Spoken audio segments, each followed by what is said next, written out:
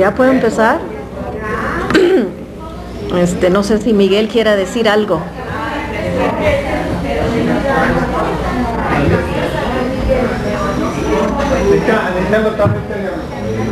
No, digo, si empezamos.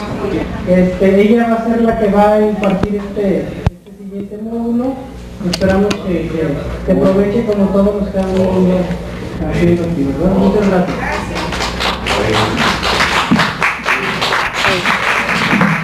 Gracias. Bueno, muy buenos días de nuevo. Sí oyen, ¿verdad? Sí está. Sí. Bueno, hoy vamos a hablar de retablos y escultura virreinal. Sé que con la maestra Marta ya vieron algo de eso, entonces no me voy a detener mucho en el desarrollo general, pero sí vamos a hacer una repasada ahora para ver si de veras aprendieron. Y después, bueno, vamos a hablar de varios problemas relacionados con los retablos, su relación con la escultura, con la pintura, con la arquitectura, problemas de iconografía. Ya son temas ya más adentro, ¿verdad? Del tema en general. Bueno, a ver. Ya empezamos con estas. Ay, no, pero tienen que aprender el de si no. No está prendido el proyector. Ya.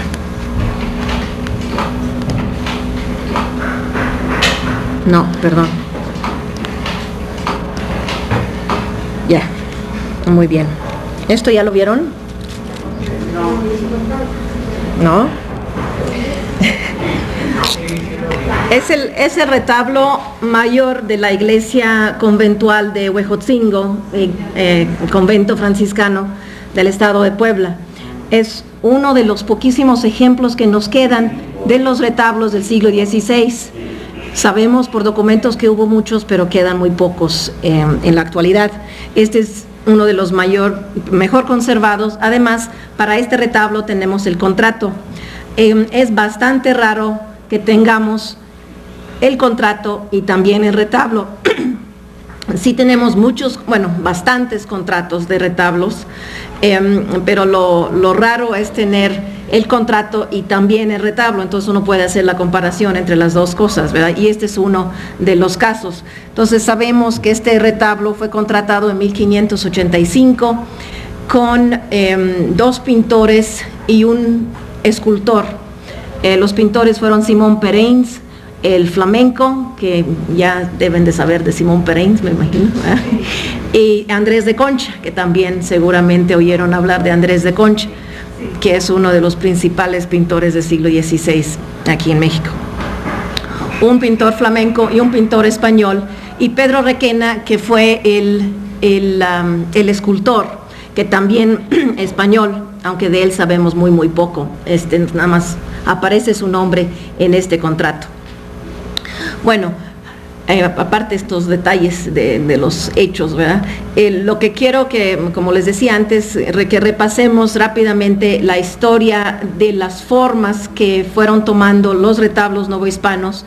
Es importante tener esto bastante claro porque en realidad toda la terminología que utilizamos para definir estilos del arte colonial viene de los retablos. Es muy interesante, nos indica la importancia que tuvieron los retablos en general en el arte colonial, es decir, eran el principal adorno de las iglesias.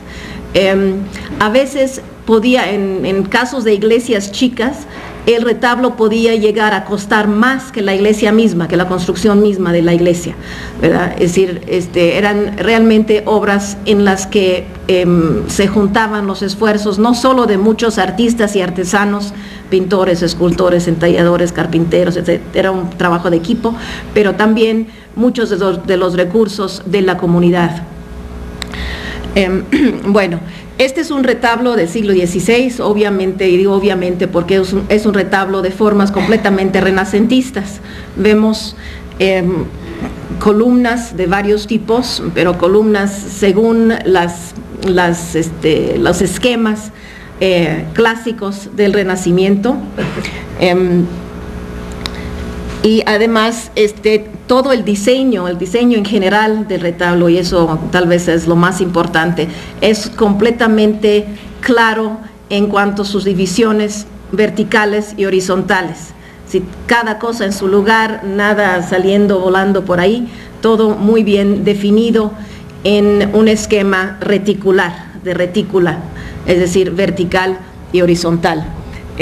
Creo que también han de haber visto eso con la maestra Marta, es decir, hablamos de retablos en términos de calles y cuerpos, ¿sí? ¿Verdad? ¿No? Es decir, sí, bueno, sí, entonces este es un retablo de 7 calles, y bueno, 4 cuerpos y remate, o podría ser 3 cuerpos más un cuerpo reducido y remate, ¿verdad? Y bueno, de nuevo se equilibra, hay equilibrio entre pintura y escultura, eso también es muy renacentista, es decir, el sentido de diseño claro y equilibrado, donde cada elemento se entiende, ¿sí? Los artistas querían que se pudieran ver cada cuadro, cada escultura, ver y entender. Estos también tenían una función didáctica en el siglo XVI, los retablos. Es decir, nos podemos imaginar que los frailes podían predicar frente a estos retablos y referirse a ellos, y la gente los podía ver, tenía esa función. Esto ya es, bueno, 1585, después del Concilio de Trento, es decir, es una obra que cabe perfectamente en ese ambiente de posttridentino, con el énfasis en la función del arte como materia de enseñanza, ¿verdad? Bueno,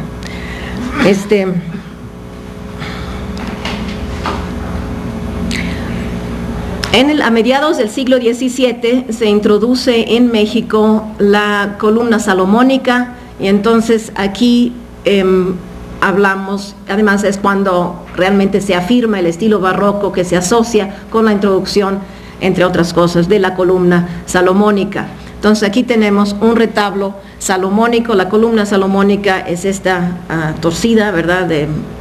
Eso sí me imagino que hablaron de la columna salomónica y su origen en esas columnas que están en San Pedro, en Vaticano, del baldaquín, exactamente, que se supone venían originalmente del templo de Salomón. Bueno, este es el retablo de la capilla, el retablo de los Reyes, en la capilla de los Reyes en la Catedral de Puebla. Es un retablo, les digo, muy importante para eso de la introducción de la columna salomónica. El obispo Juan de Palafox de Puebla, que fue obispo a mediados del siglo XVII en Puebla, fue muy importante para la introducción del barroco en México, y él fue el que hizo hacer este retablo.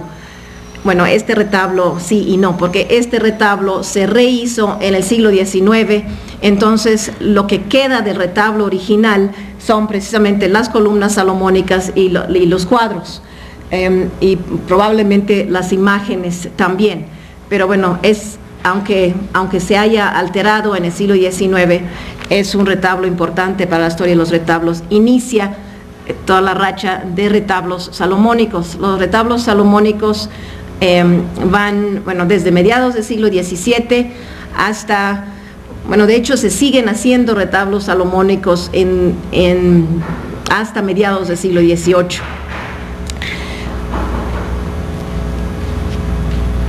Aquí también en los retablos salomónicos hay pintura y escultura, y la lectura es también bastante clara.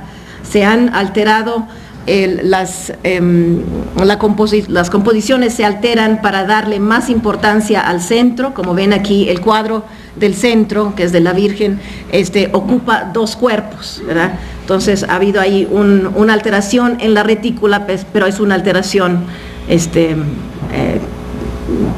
medida, digamos, ¿verdad? Las imágenes y todo se leen.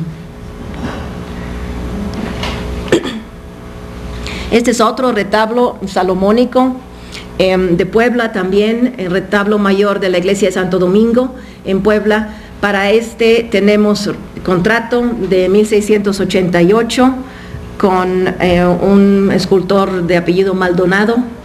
Y aquí ven, las columnas salomónicas en el primer cuerpo, ¿verdad?, que lo definen como un retablo salomónico, pero también ven que las demás columnas no son salomónicas, son lo que llamamos revestidas, es decir, es el fuste de la columna con adornos, ya sean geométricos o de hojas. Y también ven que la retícula, aunque ciertamente está muy presente, es decir, los niveles horizontales y verticales son claros, sin embargo, se ha complicado mucho, se ha complicado porque se han multiplicado el número de columnas. También hay en la parte central elementos pues más amplios y además que rompen los entablamentos de cada nivel, es decir, en el nicho del primer nivel como que rompe la división entre los dos cuerpos, y lo mismo sucede en el segundo nivel, y así esa tendencia hacia el centro y también hacia la verticalidad. Y también en plano, creo que lo pueden ver, el retablo no es, si hiciéramos un planito, el retablo es como biombo, es decir, se mueve la planta del retablo, ¿verdad? Ese tipo de tendencias al movimiento y a la variación forman parte del desarrollo del retablo salomónico. Hay muchísimas variantes. Después, al final, vamos a ver más retablos. Bueno, vamos a estar viendo retablos todo el tiempo. Entonces, vamos a ver más y por lo menos para que se den idea de las variaciones en estas cosas.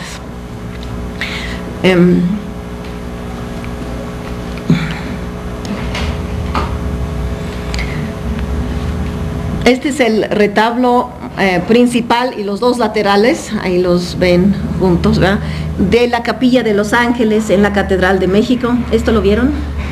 Sí, también, sí, me imaginé que esto sí. Y es difícil de ver porque todo es un brillo, ¿verdad? Pero sí tiene columnas salomónicas. Es de hecho uno de los últimos retablos salomónicos que se hicieron en la Ciudad de México.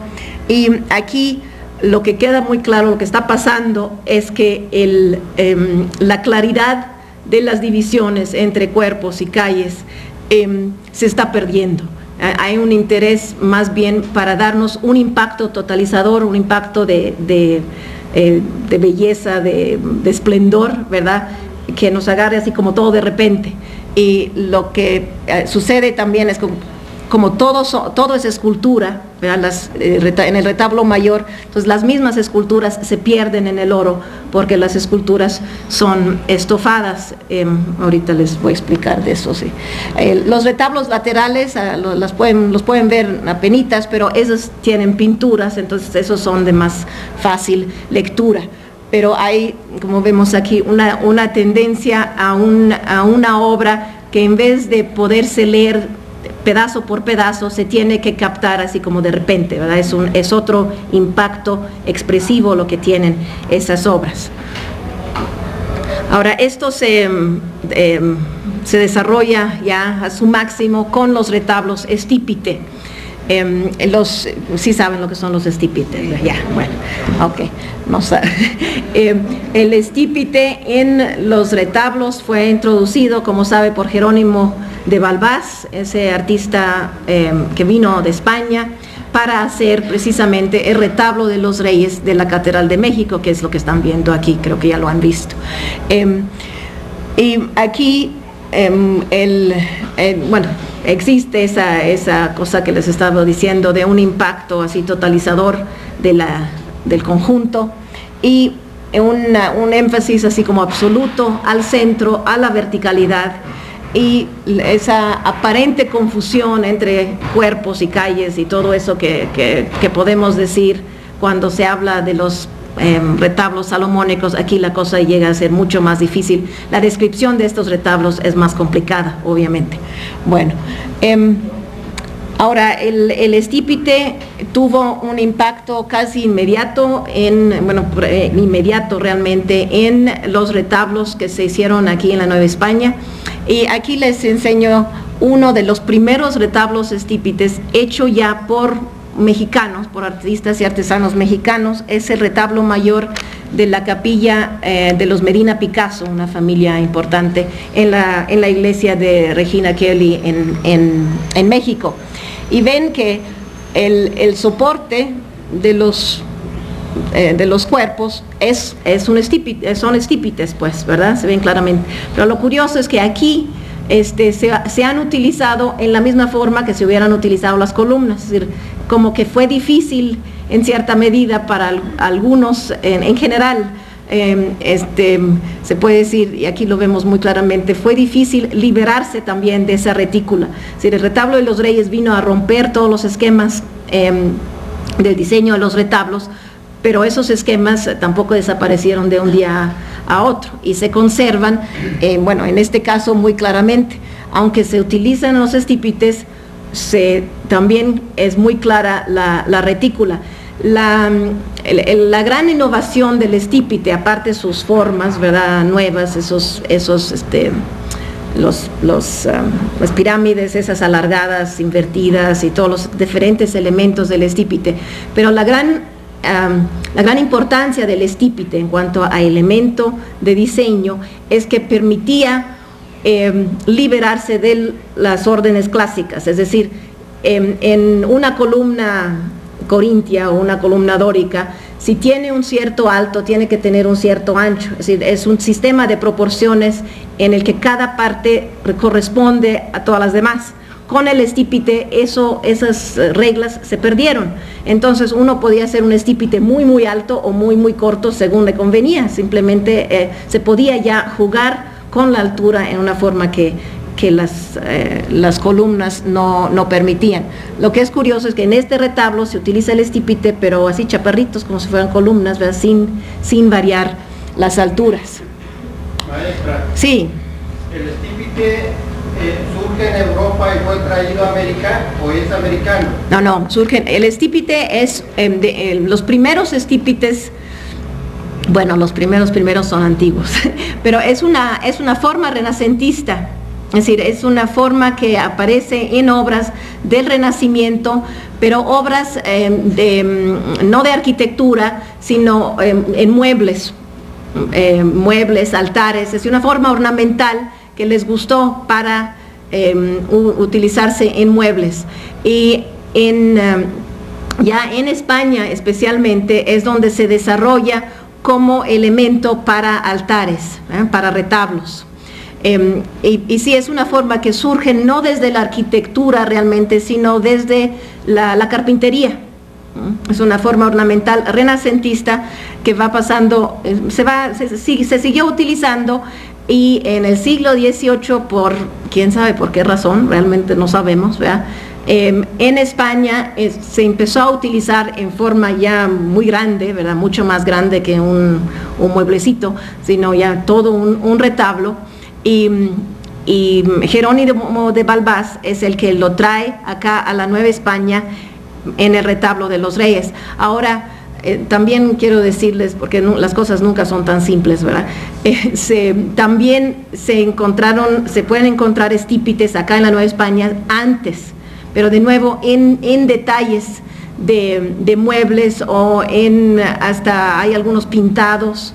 Pero así como el utilizar el estípite en esa forma gigantesca en retablos es una innovación que trae Jerónimo de Balbás, pero es una forma europea. Lo que sí es interesante es que acá en la Nueva España esto prendió, es decir, tomó un auge que no se ve en ninguna otra parte, incluso en España.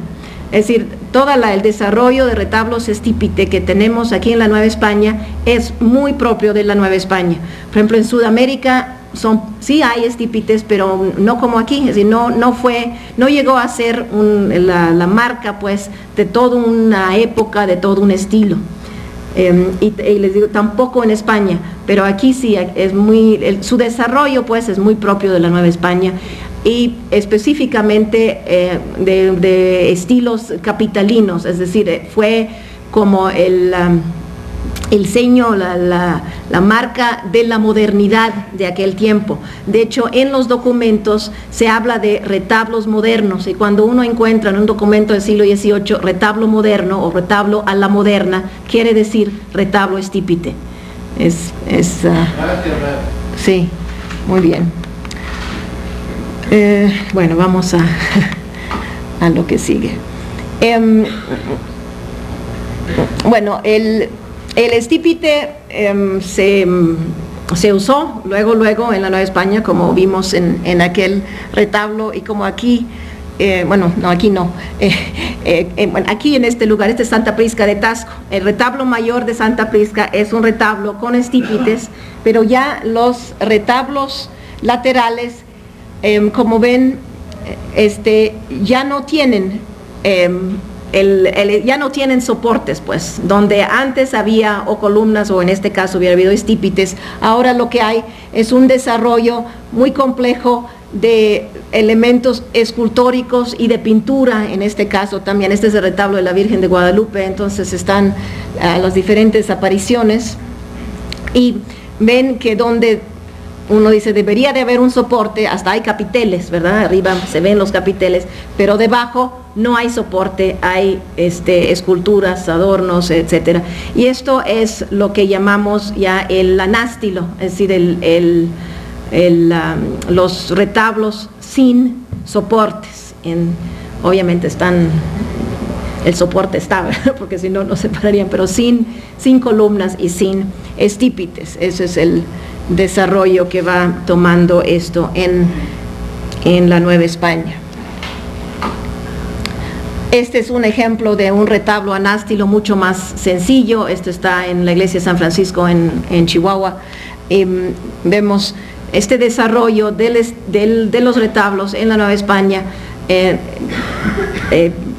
alejándose, bueno, simplemente eliminando el elemento de soporte arquitectónico. Son retablos realmente cuya composición es más así como una gran composición de escultura y pintura mezclados, generalmente más escultura que pintura, pero sin soporte arquitectónico. Vamos alejándonos del elemento arquitectónico en estos retablos anástilos. Eso sí, de ese término también sí saben de lo que estoy hablando. Sí, bueno.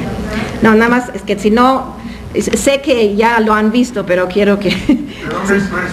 Este está en la iglesia de San Francisco en Chihuahua, pero originalmente estaba en la iglesia de los jesuitas en Chihuahua, que después se destruyó y todas las cosas que estaban ahí se fueron cambiando a otras partes. Y este ya es un retablo que llamamos neóstilo, porque es el regreso de los elementos clásicos en los retablos, y el regreso de la columna. Por eso nuevamente el estilo, el que es el soporte. Este de hecho es un neóstilo.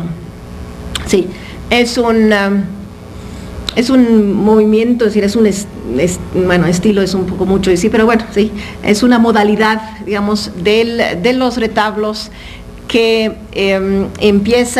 que aparece pues ya muy pronto, es decir, en 1760 ya hay ejemplos de eso. Esto es un poco posterior.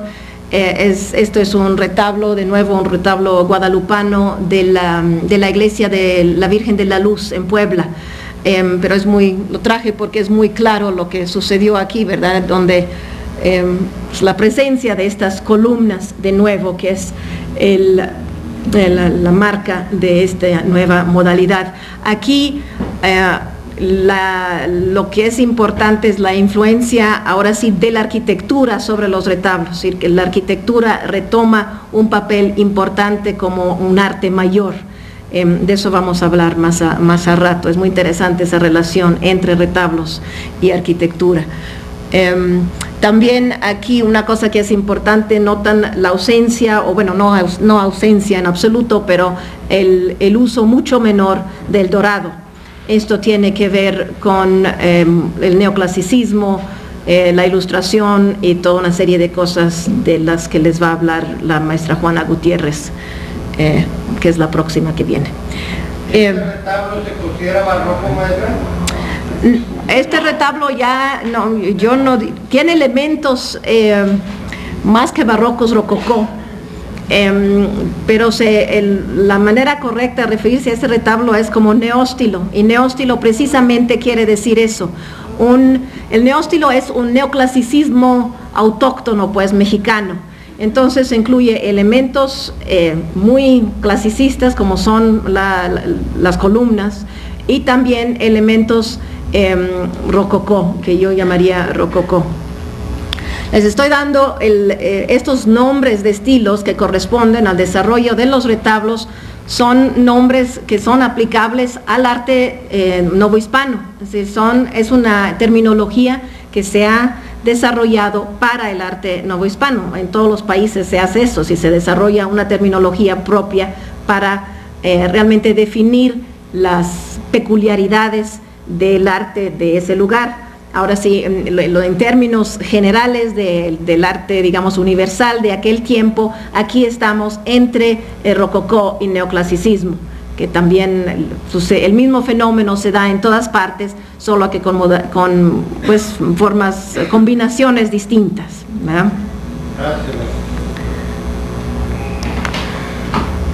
Y finalmente vienen los retablos neoclásicos, así puramente neoclásicos, el neoclasicismo académico, y aquí sí ya no hay elementos que se podrían llamar ni barrocos ni rococó, esas curvas, las rocallas, todo ese vocabulario de ornamento basado fundamentalmente en curvas y en elementos vegetales.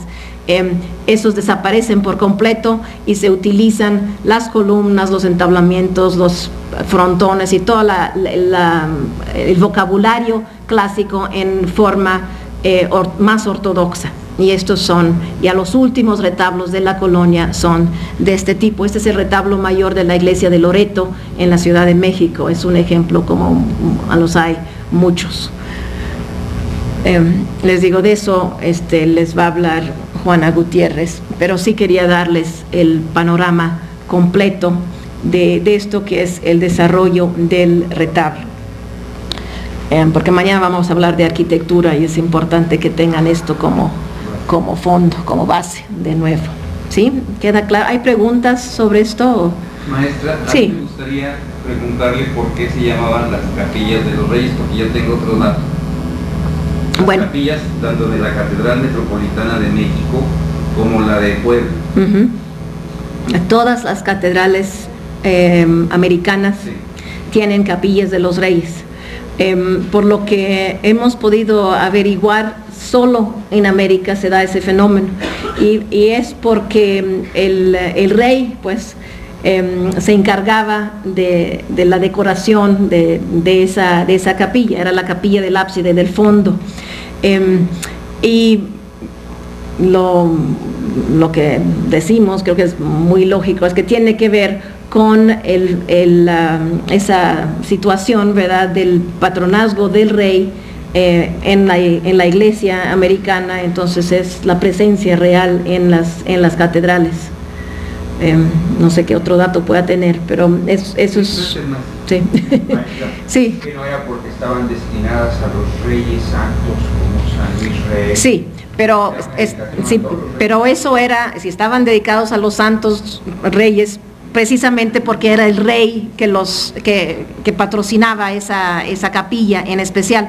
Por eso en la Catedral de México mandaron a un artista desde España para hacer el retablo de la Capilla de los Reyes. Hay toda una documentación respecto a eso, que pues ya era siglo XVIII y todavía la Catedral de México, la más importante, ¿verdad?, no tenía, la Capilla de los Reyes no estaba terminada.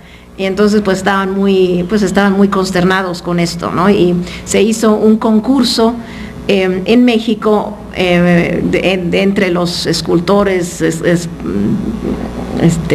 artistas pues novohispanos, para el retablo de los reyes de la catedral, y ninguno de los diseños era de la satisfacción del obispo en este caso, y de los virreyes, bueno, quienes hayan visto. Entonces se mandó todo eso a España, y desde España se decidió que bueno, ya había que mandar a alguien de allá para que se hiciera eso bien y moderno y como se debía, pero precisamente porque tenía esa importancia y era el rey mismo que patrocinaba eso, y por eso las representaciones son santos reyes y los reyes magos en la pintura, era todo real. Bueno, entonces vamos adelantando aquí. Bueno, ahora en cuanto a los retablos, simplemente quería, uno de los problemas que se tienen que estudiar o que se estudian siempre es el problema de la factura, el proceso de construcción de estos retablos. Les decía del retablo de Huejotzingo, ¿verdad?, que el contrato se hizo con Simón Pereins, pero que además se menciona en el contrato a Andrés de Concha y también a un escultor, Pedro Requena. También se mencionan los oficiales de estos maestros, es decir, se mencionan a muchas personas que van a participar en la construcción del retablo. Toda esa cantidad de gente, ¿verdad?, que participaba en hacer los retablos, hace que el análisis de los retablos en términos de autoría pues es muy complicado. Cuando se tienen contratos, y como les digo, sí tenemos varios contratos, pero de contratos con retablos que existen, solo tenemos unos 20 hasta ahora, más o menos. Pero esos contratos siempre se hacen con una persona y a veces con dos, y generalmente se hacen, bueno, no es que es general, porque a veces se hacen con pintores, como es el caso del retablo de Huejotzingo. No se hizo con un escultor, el contrato se hizo con un pintor. Hay otros contratos en el siglo XVII y XVIII que se hacen con escultores. Hay otros, en otros se habla de ensambladores. Todo eso de la terminología y la división del trabajo es un tema que todavía se tiene que estudiar mucho, porque, y sabemos pues por varios documentos que además había pleitos entre los artistas para estas cosas. Los pleitos obviamente tenían base económica, es decir, el que tenía el contrato de retablo era el que contrataba o subcontrataba a los demás, él era el que se llevaba más dinero, etcétera, etcétera. Era el más importante, obviamente. Hay toda una serie de discusiones en el siglo XVII especialmente, que sí es legítimo que los escultores contraten retablos o no, porque como los retablos tienen además obra de pintura, entonces no, que se deben de contratar con pintores, y bueno, hay toda una serie de discusiones al respecto. Lo que no tenemos, en lo que yo sepa hasta ahora, son retablos contratados con arquitectos. Es decir, el retablo era un elemento que estaba en manos de o escultores o pintores, o la combinación de los dos generalmente. En las ordenanzas, sí saben que existían reglas escritas pues para los varios grupos de artesanos. En las ordenanzas se hacen distinciones que tratan de ser muy precisas entre, por ejemplo, una distinción que es muy importante, es la distinción entre dorador y pintor. Es decir, el que hacía los dorados no era el mismo que hacía las encarnaciones, es decir, las pieles, ¿verdad?, la carne de las figuras, que era pintor, aunque había algunos que eran pintores y doradores, pero eso, si eran pintores y doradores, eso supuestamente quiere decir que habían hecho 2 exámenes, porque para tener un título de cualquier cosa uno tenía que hacer un examen frente a sus compañeros, ¿verdad?, que ya eran maestro en esa especialidad. Ahora, les digo, esto para todos los retablos, este es un gran problema, ¿no? ¿Quién es o quién fue realmente el responsable y de qué fue responsable? En la mayoría de los casos es realmente imposible averiguarlo, aunque bueno, cada día se descubren más documentos y también se hacen análisis más de cerca de los retablos, entonces algo podemos llegar a decir. De eso vamos a ver ahora en esta parte que sigue de esta exposición.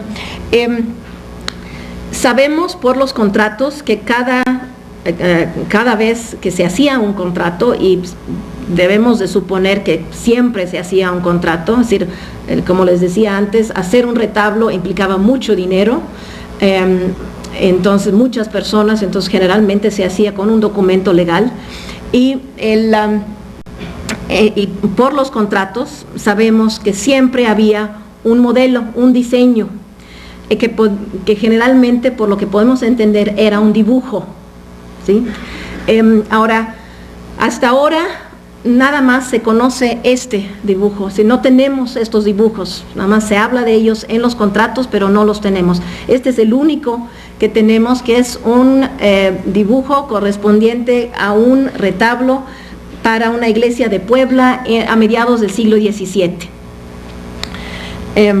Como ven, todavía no hay columnas salomónicas indicadas, son simples soportes verticales, no queda claro exactamente qué tipo de columnas en detalle iban a ser, pero sí queda claro la estructura general del retablo, el hecho de que iba a tener escultura y pintura.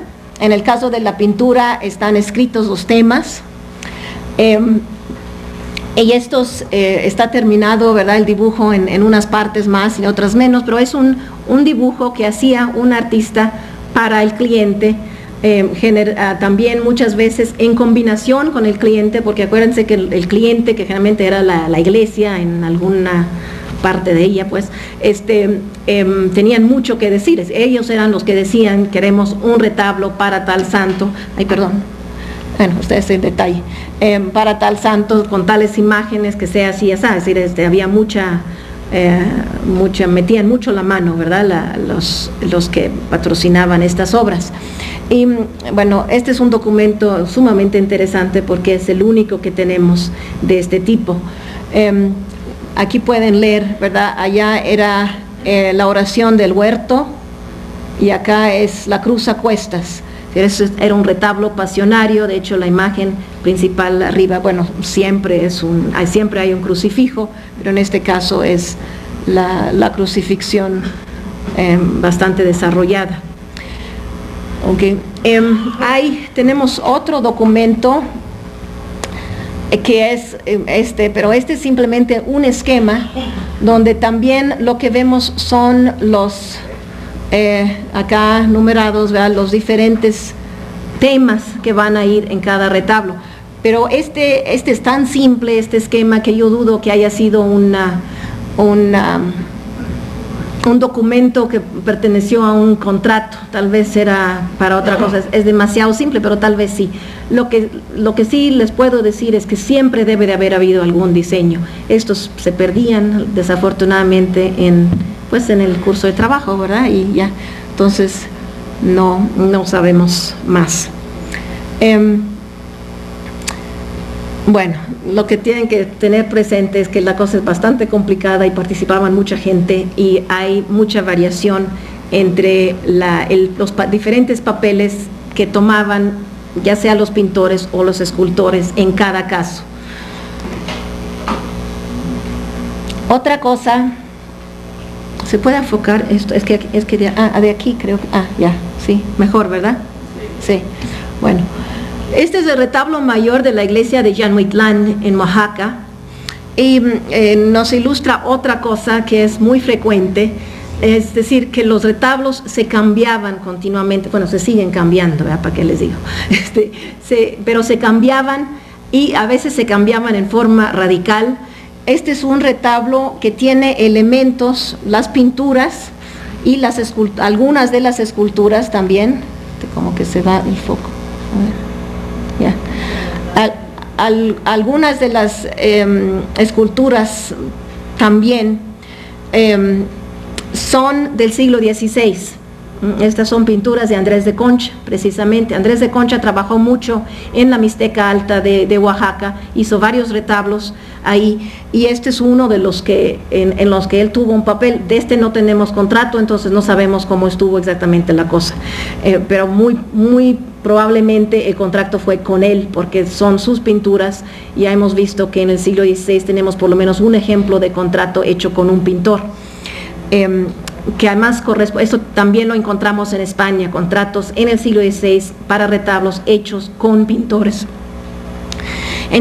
Pero este retablo fue rehecho completamente ya en el siglo XVIII. Lo que es curioso es que sigue siendo, es un retablo cuyos elementos son salomónicos, pero sabemos que eso fue en el siglo XVIII. Entonces todo eso pues complica mucho el asunto, ¿verdad? Es una obra de hecho única, pero sí ilustra los problemas que hay cuando uno estudia un retablo. Siempre hay que fijarse muy bien que de veras todo es de la misma época, ¿verdad? Generalmente no todo es de la misma época. Es muy frecuente, por ejemplo, que la parte central donde está la imagen principal se cambie, se ponga al día, se haga más moderno. Entonces eso siempre hay que ver. Por razones de culto moderno, es decir, desde el último concilio vaticano, que cambió el hecho de que se dice misa ahora viendo al público, ¿verdad? Y antes se decía al revés. Es decir, a casi todos los retablos se le ha cambiado la parte de abajo, esto ya en estos años, pues en este siglo. Y bueno, hay muchas cosas en las que uno se tiene que fijar. También sabemos por los contratos mismos que podía ser, hay contratos que hablan de que fulanito de tal va a hacer tal retablo y va a utilizar las pinturas y las esculturas de uno que estaba antes. O otra cosa que hacían, que parte del pago era el retablo viejo. Entonces uno se puede imaginar que estos artistas, a quienes les pagaban con un retablo viejo, bueno, ¿qué hacían con el retablo viejo? Reutilizaban los pedazos en otro retablo que hacían para una iglesia que tenía menos dinero. Entonces hay una gran posibilidad de movimiento de elementos. Bueno, eso nada más para que vean que la cosa no es tan fácil. En este caso, bueno, se logró una composición muy unitaria, ¿verdad? Ya una composición del siglo XVIII, estos retablos en forma de biombo, pero sí es una obra de 2 siglos diferentes. Bueno, este es el sagrario, la portada del sagrario de la Ciudad de México.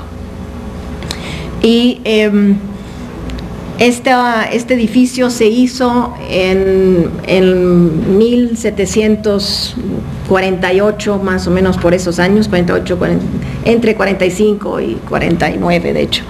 Y es en este edificio que se utiliza el estípite afuera, ya en la arquitectura, y esto nos introduce este tema que les digo que también es muy interesante, la relación entre el diseño de los retablos y la arquitectura. En general, les puedo decir, entonces en general, que los diseños que se utilizaban en los retablos pasan después a la arquitectura, y eso también sucede con el salomónico. Es decir, tenemos retablos salomónicos que son más antiguos que portadas salomónicas, ¿sí? Lo mismo sucede con el estípite. Se utiliza el estípite en retablos antes que se utiliza en portadas de iglesia. Si son los arquitectos que toman estas formas desde los retablos y los meten a las fachadas, a las portadas. De hecho, el autor del sagrario es un arquitecto muy importante para el desarrollo de la arquitectura del siglo XVIII. Vamos a hablar de él de nuevo mañana. Lorenzo Rodríguez.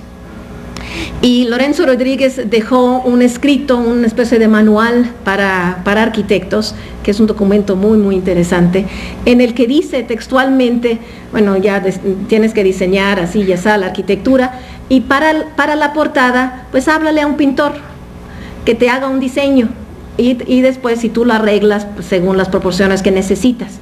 Pero es precisamente el uso de, no de un escultor, sino de un pintor, ¿verdad?, para que haga el diseño de portadas. Es decir, es muy clara la relación entre lo que estaba adentro y lo que se pone después afuera. De nuevo, en el caso del estípite, ese es el primer caso del sagrario de la Catedral de México, es el primer caso del uso del estípite así en forma monumental, muy decidida en una portada. No es el primer caso del uso de estípites, hay estípites chiquititos en otras portadas anteriores, no muy anteriores, pero sí anteriores en otros edificios de la Ciudad de México, pero esta es la primera vez que realmente es la base del diseño. Y muy atrevido porque usa más estípites arriba que abajo. Sí, es más tupido el diseño de arriba que de abajo, sí es cierto. En este caso, sabemos que Isidro Vicente de Balbás, es decir, el hijo adoptivo, pero hijo de Jerónimo de Balbás, fue el que hizo los retablos del interior, que ya no existen, están perdidos, esos se destruyeron. Pero posiblemente fue el mismo Isidro Vicente de Balbás que le hizo a Lorenzo Rodríguez el diseño para que lo adaptara a la arquitectura, a la portada. Bueno, entonces, les digo, esto es, bueno, primero la relación de antes y después, ¿verdad? En general, es decir, antes los retablos y después las portadas en general. Y finalmente, bueno, la importancia ya del estípite en las fachadas a partir de 1745, que vemos aquí.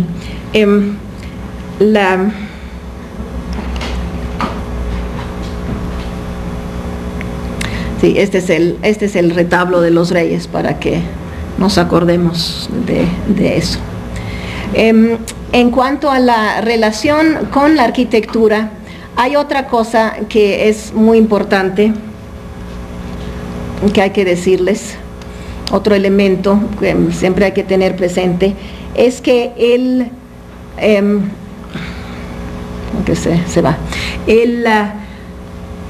hay una correspondencia, esto ciertamente en el siglo XVIII, antes es más difícil documentar esto, pero en el siglo XVIII es fácil documentarlo, que hay una correspondencia no solo en cuanto al uso del estípite en la portada y en el retablo, en los retablos del interior, específicamente la correspondencia fachada o portada principal y retablo mayor, sino también, no es solo una cosa de forma, es también una cosa de contenido, de temática. Esta es la iglesia de Tepozotlán, el noviciado de los jesuitas al norte de la Ciudad de México, y aquí en Tepozotlán estamos viendo la portada principal, el retablo adentro tiene la misma iconografía, desde la Virgen al centro, los mismos santos alrededor, es decir, hay una correspondencia casi de 1 a 1 entre lo exterior y lo interior. Es decir, hay esa integración muy grande entre lo que está adentro y lo que está afuera. Ahora, si pensamos que los mismos que estaban diseñando los retablos de adentro son los que estaban diseñando las portadas, pues también, digo, tiene sentido eso, ¿verdad? Y es además, en general, es una cosa típica del arte barroco en general, que haya correspondencia de adentro y afuera, es decir, que haya como una integración total de todo el edificio, y eso es parte, esa integración temática es parte de esa integración completa. En el caso, este es uno de los retablos del interior de Tepozotlán. En el caso de Tepozotlán, el retablo principal, por lo menos, y probablemente los demás, estuvieron, tal vez no únicamente, pero el que estuvo ahí muy metido en el diseño fue un pintor, Miguel Cabrera famoso, ¿verdad?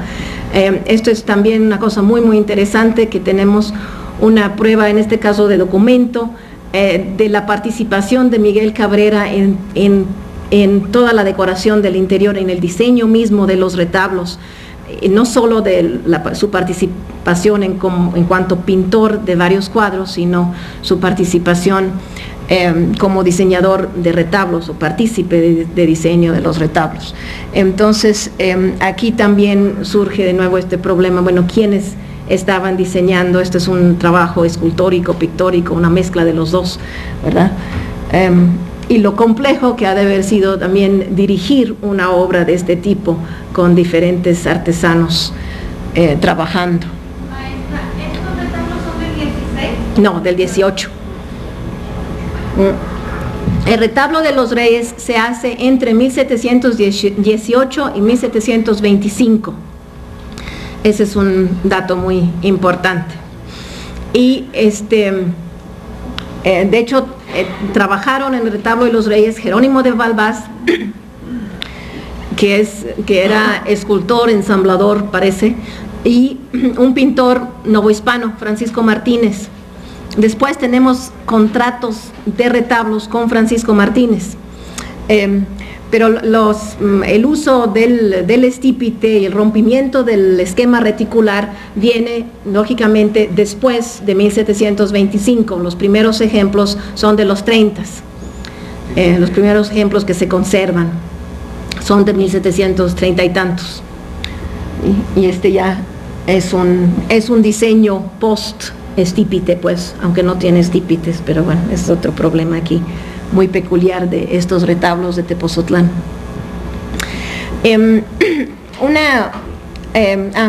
Les quería enseñar también, este es otro ejemplo muy bien documentado, el ejemplo de la Catedral de Zacatecas, de esa correspondencia de fuera y dentro. La portada de la Catedral de Zacatecas tiene a los 12 apóstoles más Cristo y Dios Padre arriba. Y bueno, este es el detalle de la parte de arriba y esto es la parte lateral, son los 12 apóstoles, cada uno en su nicho.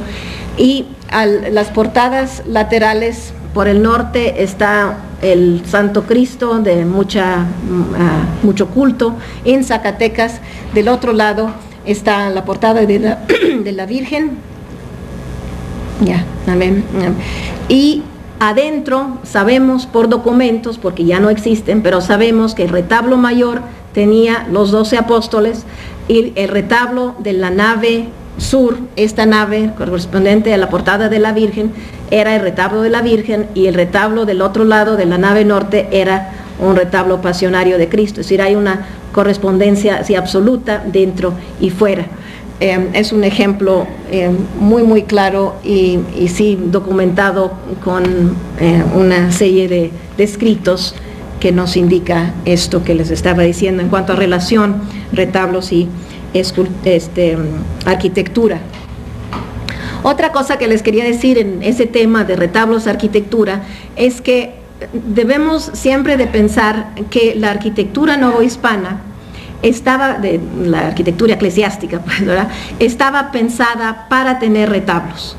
¿Sí? Es decir, las iglesias se diseñaban con la idea de que iban a tener retablos.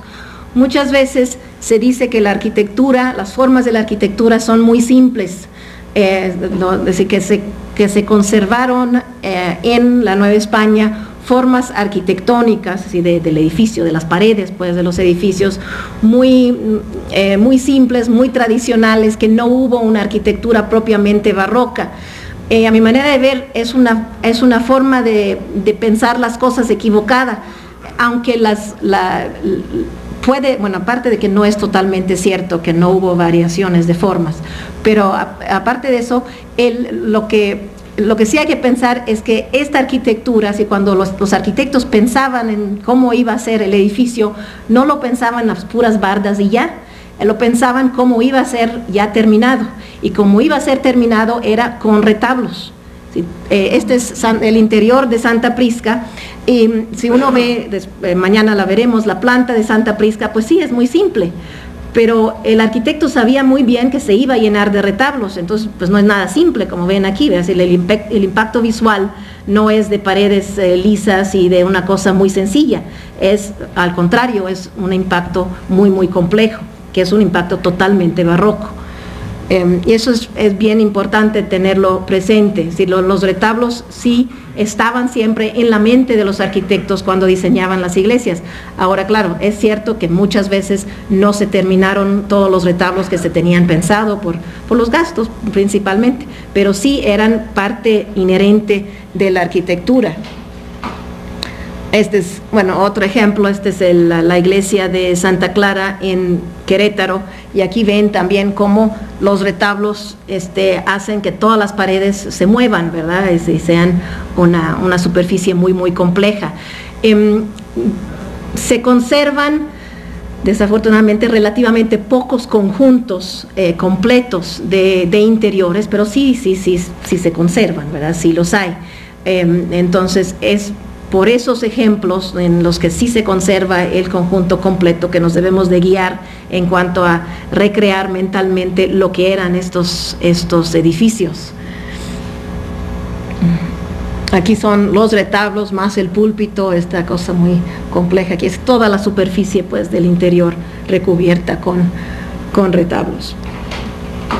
Son contemporáneos, maestra, la construcción de la fachada de la Catedral de Santa Prisca y el Sagrario Metropolitano. Más o menos. Estos retablos que acabamos de ver son un poco posteriores, pero más o menos estamos hablando de 1758 a 1770 en general, que es la época del gran desarrollo de estos retablos estípites y anástilos. Sí, esto es, bueno, otro ejemplo, les digo, de un conjunto, y esta es la Capilla del Rosario en Azcapotzalco, que ahora es, bueno, saben, parte de la Ciudad de México, pero es el retablo mayor, ven aquí, que es un retablo anástilo, y lleno de figuras, ¿verdad?, y esculturas, y también, no sé si logran ver, en la bóveda había pintura, hay restos de pintura, entonces esto también hemos perdido en la gran mayoría de los casos mucha pintura mural, que había mucha pintura mural en el siglo XVIII, perdón. Entonces aquí es el retablo con la pintura mural, y además no es solo el retablo mayor, sino es uno de los pocos casos en los que se conservan lo que llamamos retablos esquineros, que es este retablo chico que como precisamente ocupa la esquina entre la capilla mayor y el crucero, ¿sí? De hecho, les digo, hay muy pocos retablos esquineros que se conservan, pero eso también nos ayuda a darnos una idea de lo que podía ser un conjunto completo de retablos, ¿sí? Hablando de pintura, también en Tepozotlán, y ahí sí se conserva gran parte de ella, hay pintura mural en las bóvedas, que es como la continuación de los retablos. Además, esa pintura sí está firmada, y es el mismo Miguel Cabrera, que estaba diseñando los retablos o participando en el diseño de los retablos, era el pintor encargado de hacer la pintura mural. Entonces hay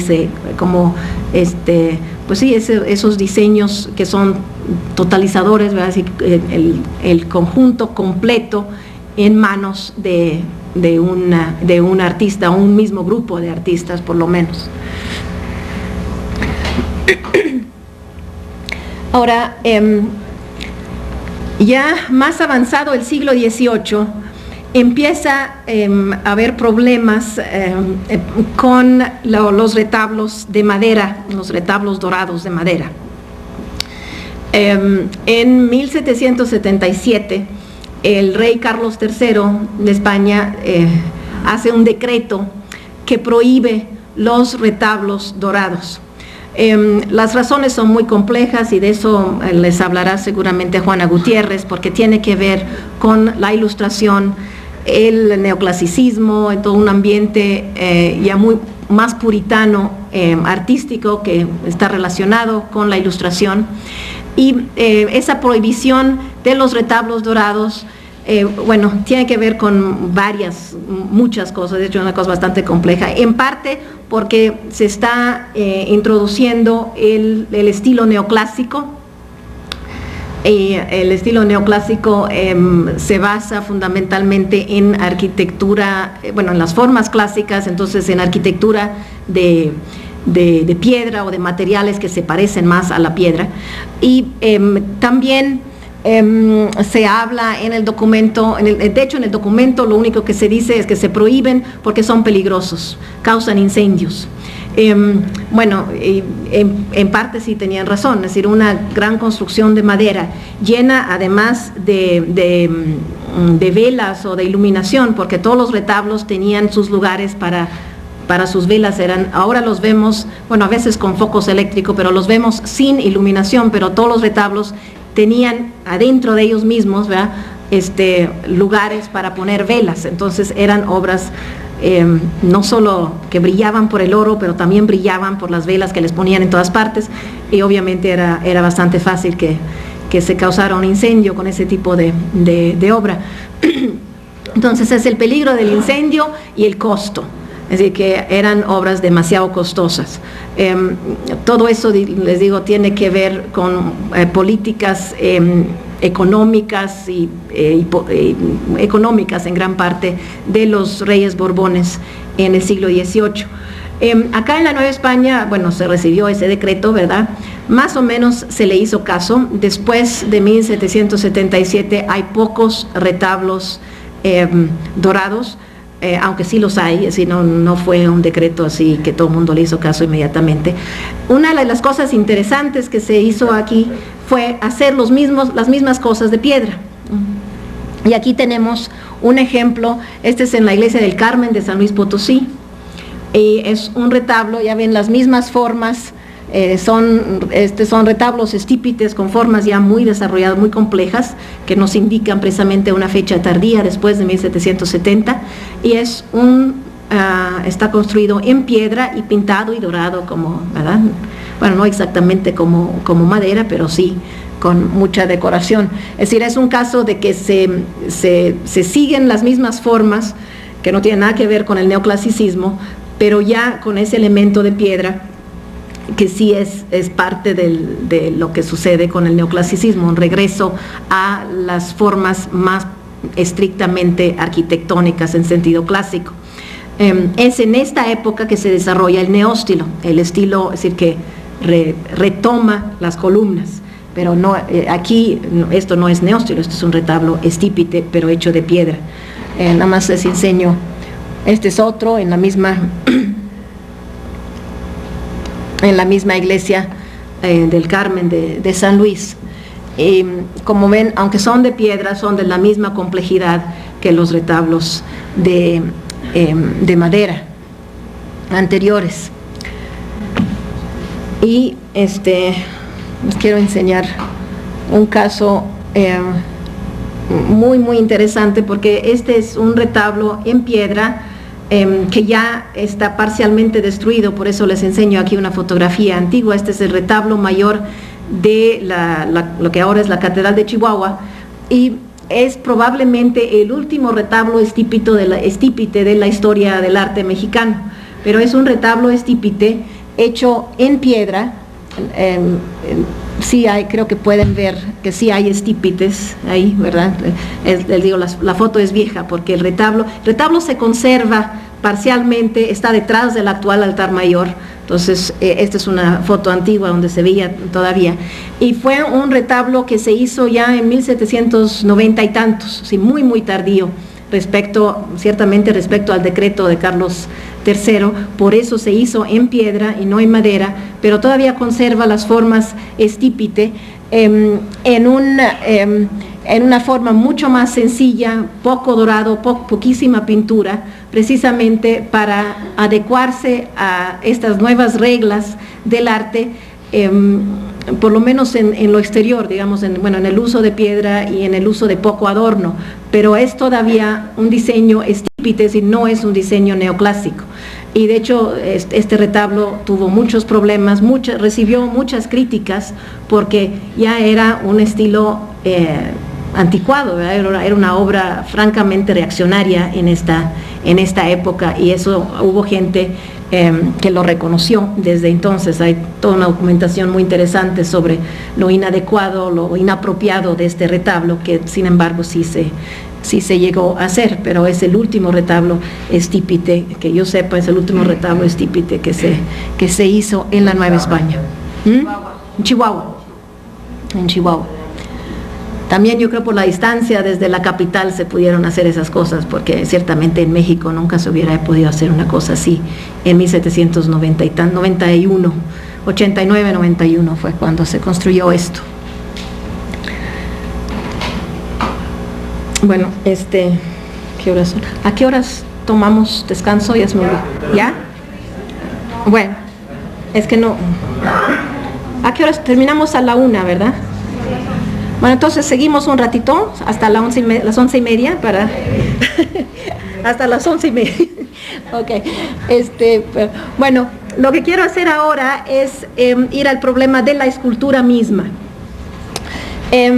La escultura ya de figura, ¿verdad? Las figuras, pues no la escultura en cuanto al conjunto arquitectónico y los adornos, etcétera, sino la escultura misma.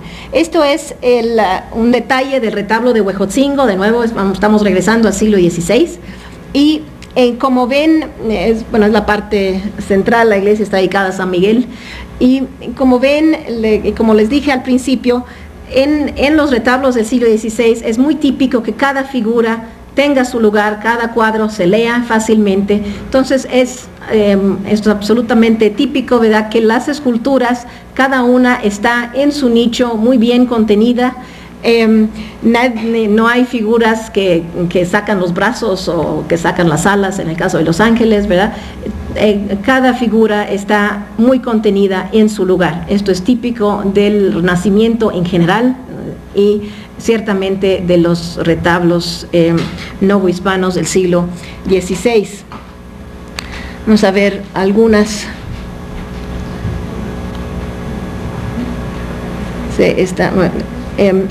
Este es un Santo Domingo. Ven, como les digo, la figura completamente contenida en su nicho. Y no, es esta de ser Santo Domingo, con un perrito, con el perrito que tiene la antorcha iluminada, que es su atributo. Él sostiene un libro. Si además tiene estrella en la frente, no sé si logran ver, las fotos también no son tan buenas. También las esculturas están cubiertas de polvo, si se dan cuenta, eso sucede. Bueno, ok.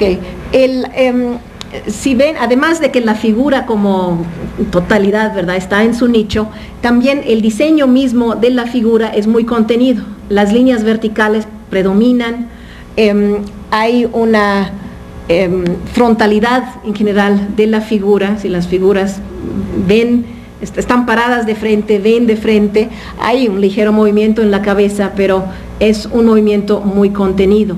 Son figuras así como graves, de una gran dignidad y sencillez en su diseño general. También son figuras de volúmenes muy compactos, es parte de lo mismo. Vamos a ver, hay otro. Este es mejor foto, este es un San Agustín. Aquí hay un poco más de movimiento, pero de todos modos ciertamente está la figura contenida y de un volumen compacto, y los paños caen fácilmente, es decir, verticalmente. Hay un equilibrio entre el paño que le cruza y los que caen, es decir, es una escultura contenida. También quisiera, si alguien les ha explicado del estofado, sí, también. Bueno, rápido, un resumen, porque eso sí también es importante. El estofado es la técnica básica de la escultura novohispana, y simplemente se trata de, la figura se hace en madera. Después se le pone una capa de yeso, y sobre el yeso se dora la figura completamente, ¿sí?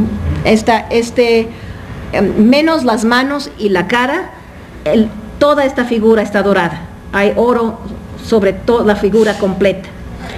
Y por eso era muy importante el dorador, por eso también en los contratos se le pone muchísima atención al tipo de oro que se debe de usar, la cantidad de oro, porque claro, eso era la parte más cara, la parte más delicada en cuanto a posibilidades de tranzas y cosas por el estilo, ¿verdad? Es decir, el uso del oro. Entonces toda la figura se dora, arriba del oro se pinta, por eso participaban pintores en estas obras, porque una cosa era tallar la figura y otra cosa ya era pintar los paños. Y ya pintados los paños, se quita parte de esa pintura con instrumentos picudos, o se raya o se le hace dibujitos encima, y eso es lo que llamamos el estofado, esa técnica. ¿Cómo? Son pinturas a base de minerales, generalmente, ¿no? Sí. Por ejemplo, ven que el hábito pues propio de San Agustín, que es un hábito negro, ¿verdad? Se le ha quitado el negro para dejar un dibujo de flores, ¿verdad? Ahí en la parte negra.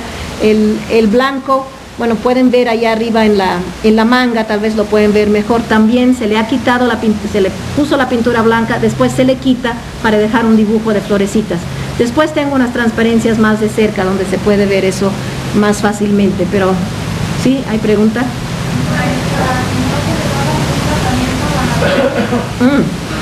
Sí, por supuesto, la madera tenía que, bueno, primero tenían que dejar un tiempo para que se secara bien, es decir, sí hay toda una artesanía ahí muy muy importante, sí.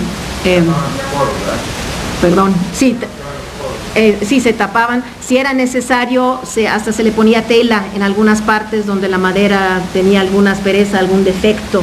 Sí, hay todo un trabajo de artesanía muy muy importante para que las estatuas además se conservaran, ¿verdad? La madera obviamente no podía ser fresca, eso es.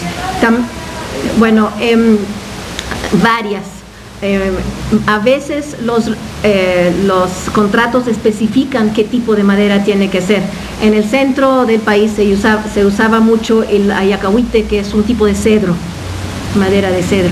Y bueno, y en cada caso es cosa de hacer exámenes químicos para ver qué tipo de madera es, ¿verdad?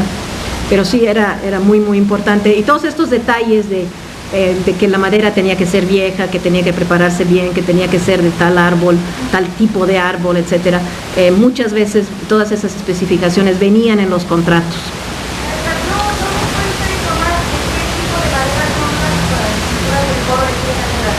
No, porque alguien debe de analizarlas. Si yo a la vista no lo puedo decir.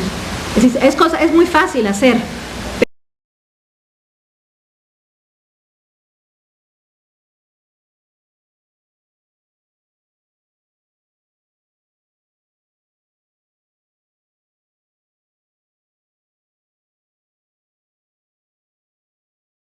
Tal vez qué tipo de cedro es, ¿no? Pero fosado.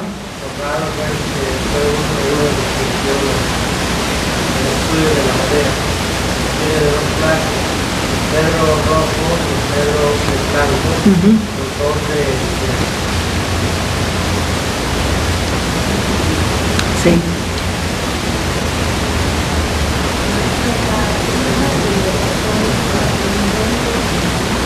¿En dónde están? En la escultura es rarísimo que haya firmas. Sí.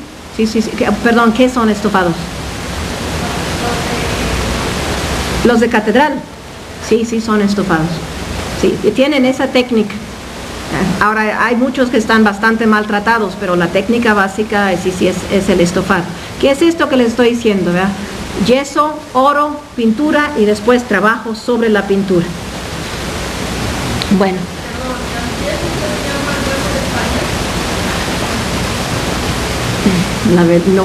Que no es lo mismo. ¿Cómo no? Claro que sí. Sí.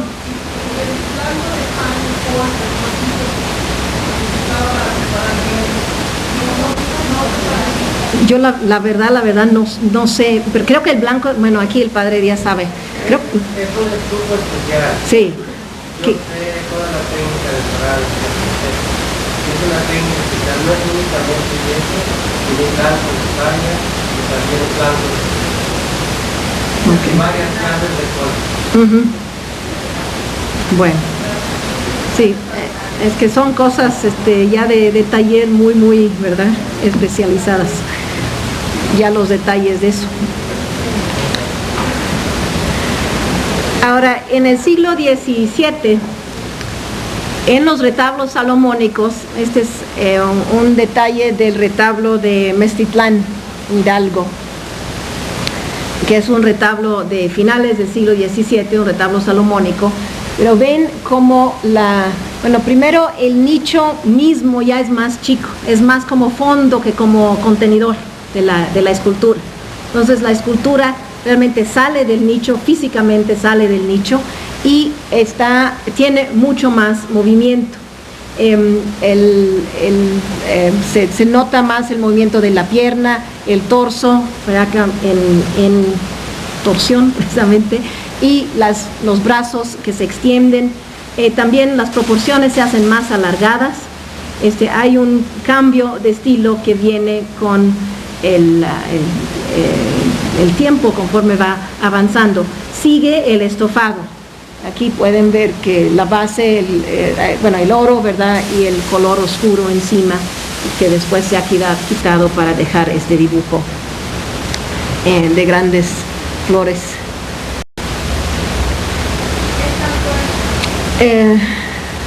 No recuerdo, es decir, es un santo, no, piedra no, estamos hablando de escultura en madera, todo es madera, ¿sí? No vamos a hablar aquí de escultura en piedra, el problema de la escultura en piedra es otro.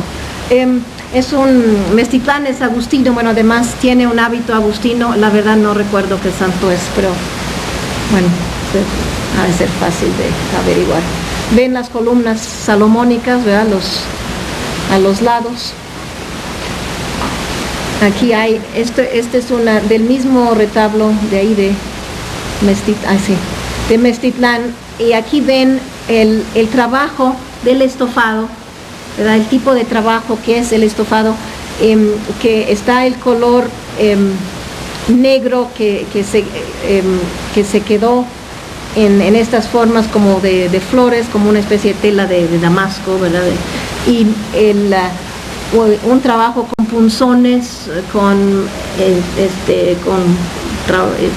instrumentos de punta, y el contraste con las caras, que siempre son naturalistas, ¿verdad? Eso sí es una cara de color natural, y el pelo y todo, pero la ropa siempre es este estofado, que es la idea aquí, la cosa iconográfica es que son santos, ¿verdad? Entonces son figuras glorificadas, ¿verdad?, son figuras fuera del espacio y del tiempo normales, son figuras en el cielo, y entonces tienen esa apariencia dorada.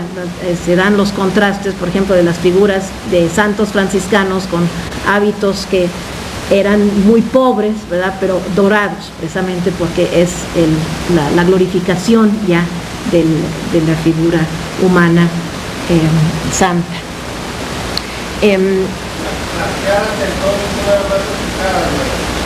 Pintadas. Sí. Eso que es el trabajo que llamamos de encarnación, de nuevo, yo no sé los detalles técnicos, porque no sé mucho de eso, pero sí, eso era una especialidad. Había eso sí era trabajo solo de pintores, y además pintores que sabían de eso, porque se trata de poner veladuras, diferentes capas pues de color de veladuras, y también de darle un brillo a las caras que es muy distinto a la textura de los paños.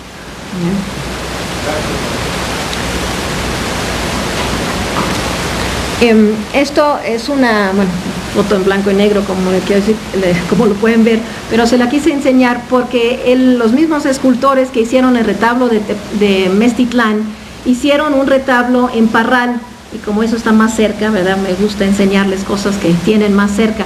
El retablo mayor de la parroquia, la iglesia principal de Parral, fue un retablo hecho en el taller de Tomás Juárez y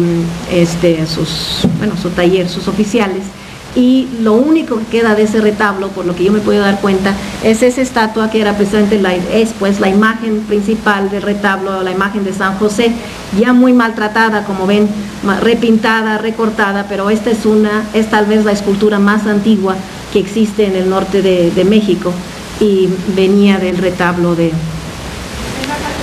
Está en la iglesia de San José, en Parral, está en el coro. Todavía aquí no lo pueden ver, pero queda algo del estofado en la parte baja de la figura. Lo que pasa es que la recortaron y la repintaron. Una buena restauración, pero una muy buena restauración, podría tal vez sacarle más a esta obra. Pero bueno, ahí está. Y es interesante que, bueno, de eso no hemos hablado para nada. El hecho de que los talleres principales de hechura de retablos, como también de pintura, estaban en la Ciudad de México y contrataban no solo para la Ciudad de México y sus alrededores, sino también para obras en lugares muy lejos, como es el caso aquí del Parral. Y las obras se hacían en México, se mandaban los retablos en pedazos, obviamente, a los lugares donde se iban a montar. Llegaban las piezas con oficiales que sabían armar la cosa y ahí lo hacían, ¿verdad? Era toda una... también se desarrollaron talleres locales de construcción de retablos.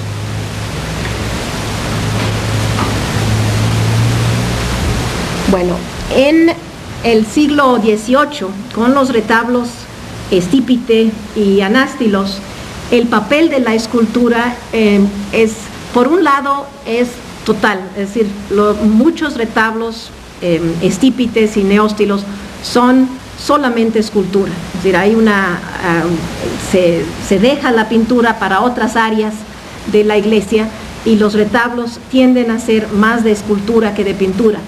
Por otra parte, los detalles, es decir, las figuras individuales se pierden en el conjunto, ¿verdad?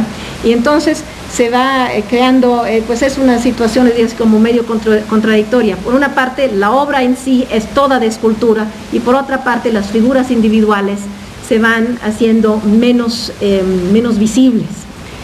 Pueden ver que las estatuas ya ni nichos tienen, ni detrás ni en ninguna parte, están sobre pedestales, tienen mucha libertad de movimiento, pero sí se van perdiendo en el conjunto. Vamos a ver detalles. Esta es precisamente lo que estábamos viendo, el retablo mayor de Santa Prisca en Taxco, y esta es la estatua de la Santa, y ahí ven bueno, cómo ha aumentado el movimiento de los paños. La figura misma como volumen de cuerpo realmente se reduce ya a un soporte para todos estos paños que están volando ahí. También otra cosa que se tiende a un movimiento como en forma de S, ¿verdad? Un movimiento curvo de la misma figura. No son las figuras esas paradas como vimos en Huejotzingo, todavía en Meztitlán, a pesar del movimiento de la figura, bueno, hay un sentido de solidez. Aquí más bien todo como que quiere volar, ¿verdad? También en el siglo XVIII, en los retablos estípites, hay más uso de diferentes colores. Ven en los paños ahí, ¿verdad?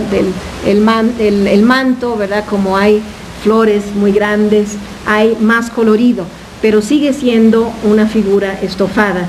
Eso, insisto en eso porque en la Nueva España los estofados se siguen haciendo todo el siglo XVIII, bueno, ya hasta en el siglo XIX hay estofados, cosa que en España no, el estofado se deja de hacer mucho antes.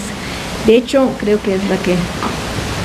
Bueno, no, todavía tengo unos detalles de otros retablos ahí de Santa Prisca. Este es el retablo de San Isidro Labrador, que está en el centro, su imagen, y ven como de nuevo todo el retablo es escultura. Este es un retablo anástilo completamente, ¿verdad?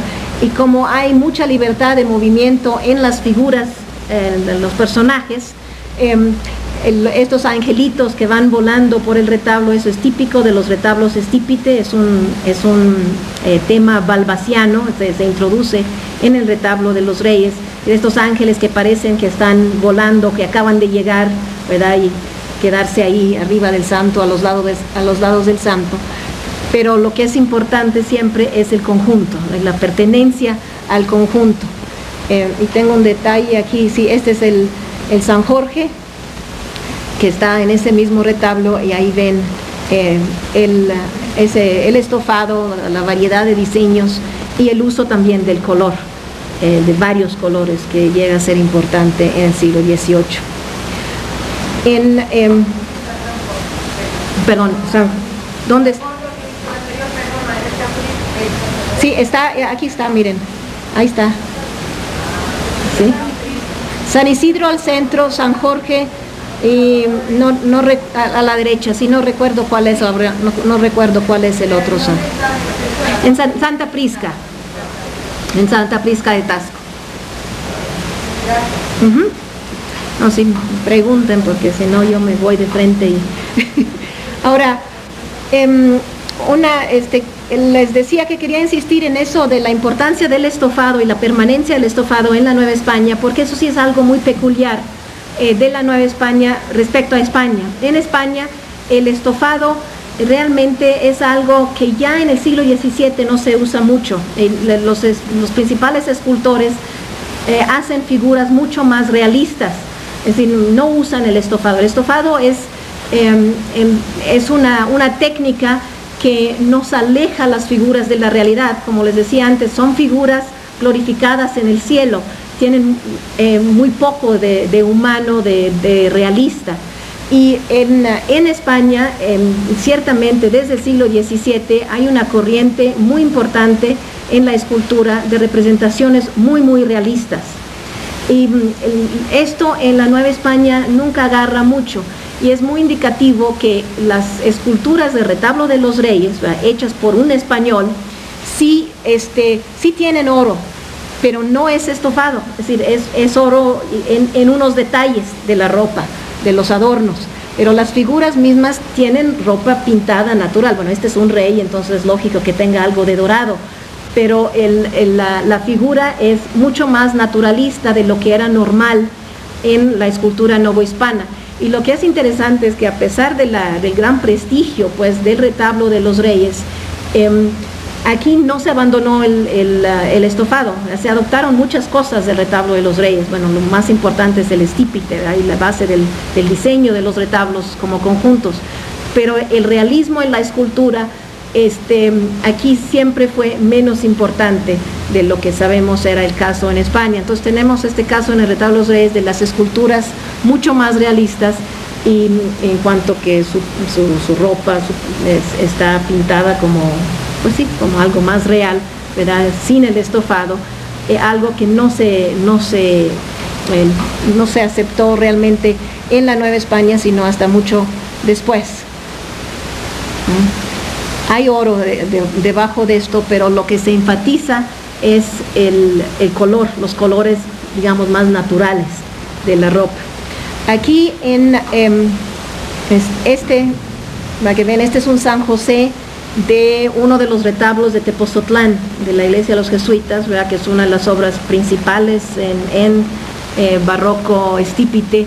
Y ven como aquí, como en Santa Prisca, ¿verdad?, se sigue utilizando el estofado en estas obras por escultores que muy claramente conocían el retablo de los reyes, se habían inspirado en parte en el retablo de los reyes, pero en las esculturas se mantienen con el estofado. Nada más para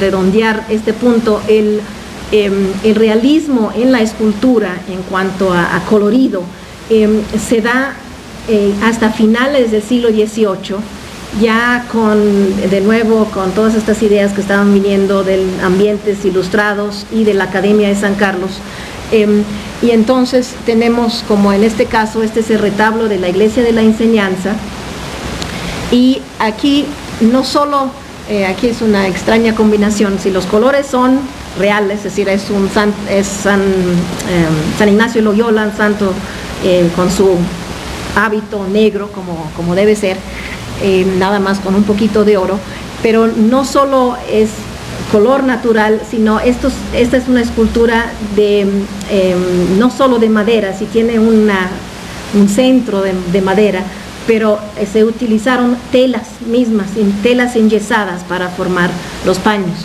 Entonces hay un vuelco hacia un naturalismo también en eso, pero eso viene ya por ahí de 1770, empiezan estas cosas, bueno, ya desde antes un poco, pero después se hace mucho más fuerte eso, es decir, el hacer estatuas más reales. Bueno, ya. Este es el retablo mayor de la Iglesia de la Enseñanza en la Ciudad de México. ¿Sí? Es nada más el detalle de... Pues sí. La Iglesia de la Enseñanza está en el centro, y esa más es un edificio, la arquitectura es bien importante, interesante, y el retablo es magnífico, y además se conservan, es uno de los casos que se conserva el conjunto completo de retablo, se conserva todo el interior. Bueno, ahora sí, vamos al café.